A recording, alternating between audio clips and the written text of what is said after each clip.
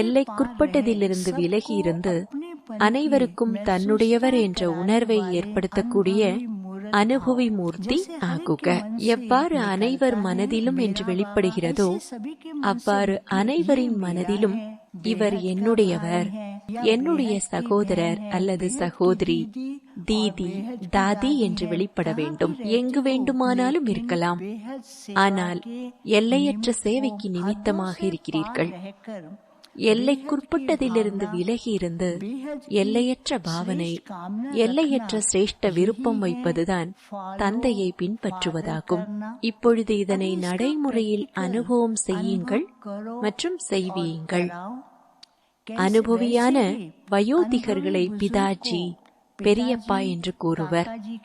அதே போன்று எல்லையற்ற அனுபவிகளை, அதாவது அனைவரும் தன்னுடையவர் என்று உணர்வர்.